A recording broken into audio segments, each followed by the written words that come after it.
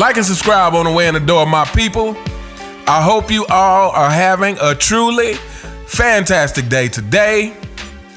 So I've seen a few people talk about this, and I'm going to throw my 2 cents in about this whole Bronny James being dropped from the mock draft, I guess, and LeBron James being upset and tweeting out some ridiculous stuff, if you ask me. But let's start by reading this article from USA Today. Says the king clapped back but later reconsidered in a pair of since deleted messages posted Monday afternoon to his ex social media account. Los Angeles Lakers icon LeBron James, forcefully defended his son, Southern California guard Bronny James, against projections about his son's future in the NBA through mock drafts. Can y'all please just let the kid be a kid and enjoy college basketball? James wrote Monday afternoon. The work and results will ultimately do the talking, no matter what he decides to do. If y'all don't know, he doesn't care what a mock draft says. He just works. Earn, not given. And to all the other kids out there striving to be great, just keep your heads down, blinders on, and keep grinding. These mock drafts don't matter one bit. I promise you, only the work matters. Let's talk real basketball, people. Wow. Such an ironic thing to say for so many reasons. But we're actually going to go through this tweet a little bit. But first of all, let me start by saying this. LeBron James, you are the one who even put this out there into the universe to begin with. You are the one who keeps bringing it up about how you want to play with your son when I feel like you should have never brought that up. If it happens, cool. But this has become a thing that I feel like just you saying that puts pressure on Bronny because he feels like it's something that his dad really wants. Just you putting that out there for everybody in the world to hear.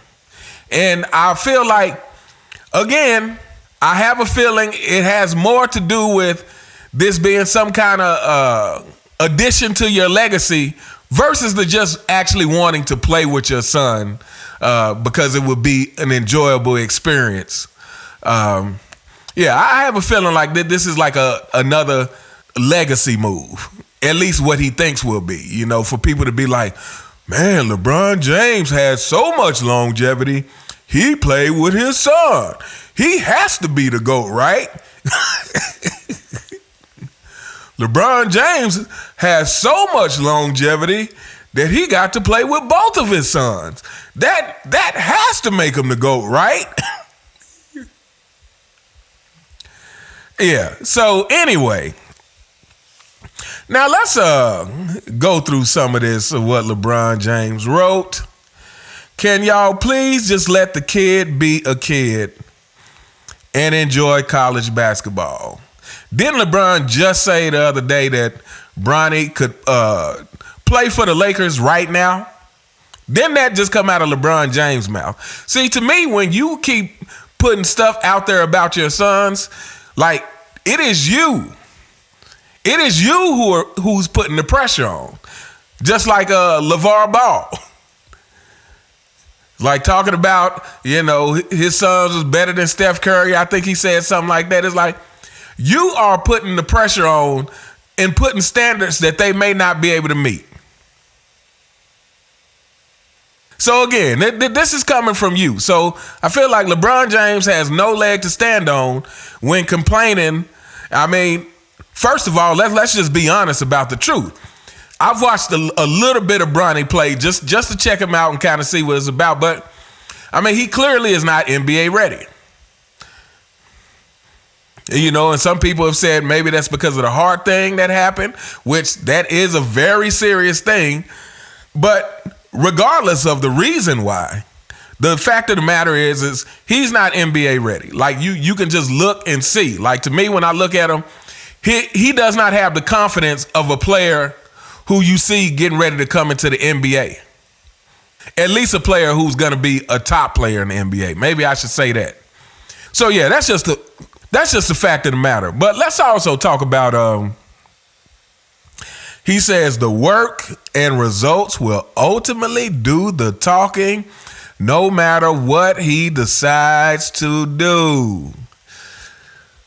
Wow, that is an ironic statement coming from someone who's been begging for his respect, who calls himself the GOAT, who shows up to parties with goats, who's gotten booed. I mean, that is a statement, a very ironic statement coming from a person like that. Because someone who's putting in the work actually lets the work do the talking. I mean, Michael Jordan has always said this.